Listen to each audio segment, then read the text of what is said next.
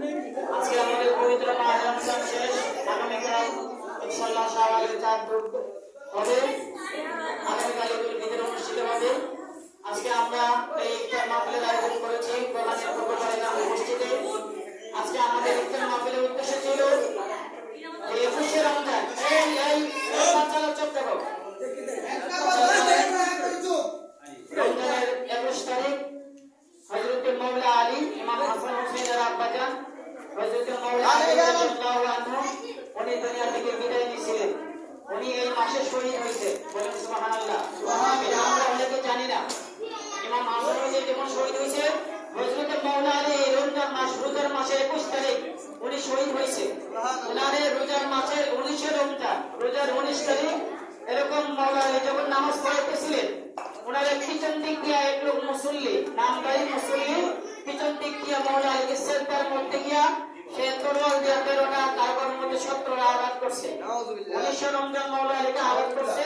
উনি ওই আঘাতে উনি 21শে রমজান দুনিয়া থেকে বিদায় নিয়েছেন। 21শে রমজান উনি দুনিয়া থেকে বিদায় নিয়েছেন। তো এই মাওলা আলীকে স্মরণ করে আমাদের আজকের ইফতার মাহফিল, আল্লাহ রাব্বুল আলামিন যেন আমাদের এই ইফতার মাহফিলকে কবুলের মধ্যে করে সকলে বলেন আমিন। আরেকটু বড় বিশেষভাবে স্মরণ করছি, আজকে আপনারা জানেন যে ইরানের সাথে যুদ্ধ চলতেছে, ইরানের সাথে যুদ্ধ চলতেছে আপনার ইহুদিদের সাথে এবং খ্রিস্টানদের সঙ্গে। এই যুদ্ধের মধ্যে ইরানের মুসলমানদের বিশ্ব মুসলিমের একমাত্র নেতা যিনি ইরানের রাহবার মোহাম্মদ রাহবার ইমাম বাকিরি রহমাতুল্লাহ আলাইহি, উনিও শহীদ হয়েছেন।